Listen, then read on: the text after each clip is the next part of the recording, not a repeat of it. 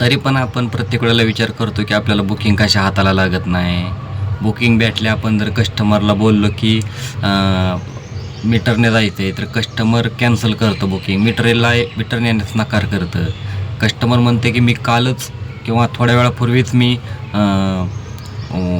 Online ओला उबेरच्याच रेटने आलेलो आहे.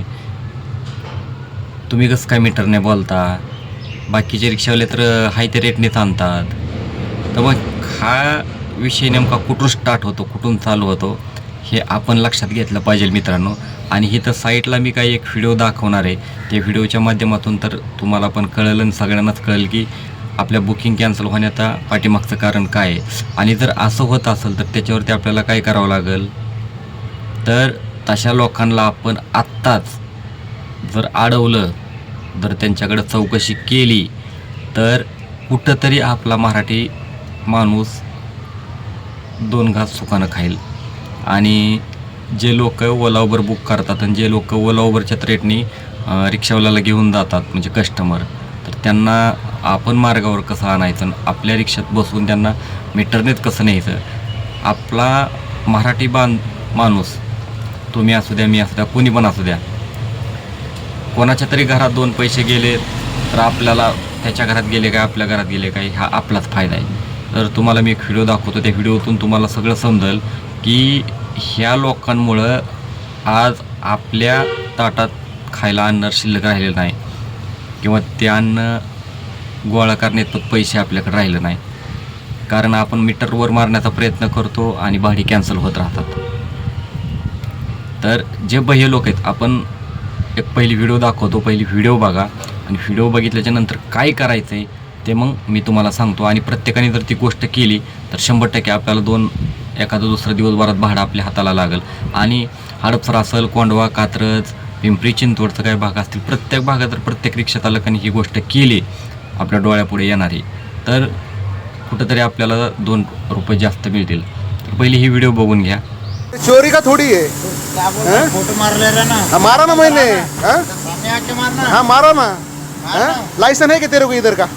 Licence है? लाइसेंस इधर हाँ? बताओ, बताओ ना, इधर का लाइसेंस बता, महाराष्ट्र का बता, दिखा मेरे को जरा. क्या करता कर ले, हाँ क्या कर ले, देख बघा कशी गुरगुरी आहे का.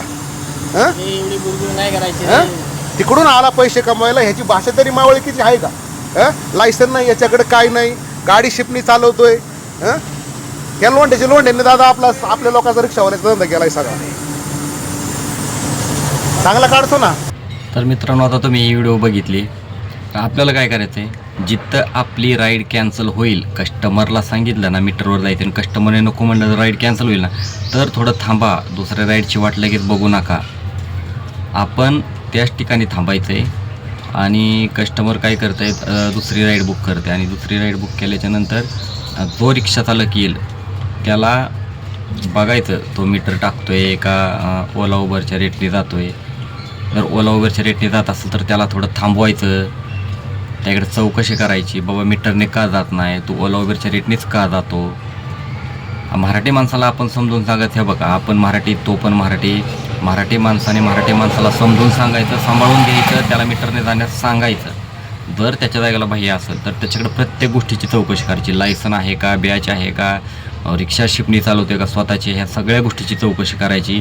त्याच्या मालकाचा थोडासा नावाचा उल्लेख करायचा, म्हणजे त्या मालकाला पण समजलं पाहिजे की आपण 2 रुपयासाठी आपण आपली रिक्षा त्या बाह्याला देतो आहे. तीच रिक्षा जर आपण एखाद्या मराठी व्यक्तीला दिली तर त्याचा पण परिवार सुखी समाधानाने 2 घास खाईल. आणि जे बाह्य लोक विदाऊट मीटरचं पाळतात, आपला मराठी माणूस जर त्या रिक्षावर गेला तर तो मीटरने जाण्यास सुरुवात करेल आणि कुठंतरी कस्टमरला मीटरची सवय लागून राहील. तर आपल्याला त्या बाह्या लोकांना जास्त थोडंसं टार्गेट, आपण स्वतः त्या बाह्या लोकांना टार्गेट करत आहे. महाराष्ट्र टार्गेट करणार नाही, सरकार टार्गेट करणार नाही. सरकारला पैसे महत्त्वाचे आहेत, सरकारला राजकारण महत्त्वाचं आहे आणि सरकार कोणाकडेच लक्ष देत नाही. त्यामुळे आपणच आपल्याला माणसाकडे लक्ष द्यायचं असेल तर आपण ही गोष्ट करायला हवी. आता मी तर 4 तारखेचं सांगितलं आहे, 4 तारखेपासून आम्ही तर चालू करणार आहे. जिथं बाह्या, असं नाही की त्या बाह्याला आपण टार्गेट केलं म्हणजे त्याला पळवून लावायचं आहे. त्याला काय सांगायचं, बाबा तुझ्याकडे लायसन आहे का, लायसन बॅच काढ, शिपणी चालवतं ठीक आहे, शिपणी चालव, तुझ्या अंगावरती ड्रेस असू दे, गाडीचे कागदपत्र क्लिअर असू दे आणि तू मीटरने व्यवसाय कर, आम्हाला काही अडचण नाही, आम्ही एवढं तुला सपोर्ट करू शकतो. पण तुझ्याकडे काहीच नाही, तू बोंबलं जर बिगर मीटरचं पळतोय, तुझ्याकडे लायसन नाही प्यायचं नाही, तर ते मग आता आम्ही सहन करून घेणार नाही. आता फक्त इथं आपल्या रिक्षावाल्याची एकी पाहिजे मित्रांनो, आणि ह्या गोष्टी करा. व्हिडिओ आवडला तर मित्रांनो लाईक करा, आणि अशाच व्हिडिओ बघायचे जर असतील तर आपल्या बाळा सालगुडे या यूट्यूब चॅनलला सबस्क्राईब करा, आणि व्हिडिओ जास्तीत जास्त शेअर करा, म्हणजे आपल्या मराठी माणसांपर्यंत पोहोचली पाहिजे. तर आपण पुढच्या अशा एखाद्या इन्फॉर्मेटिव्ह व्हिडिओमध्ये भेटू. तोपर्यंत जय हिंद, जय महाराष्ट्र.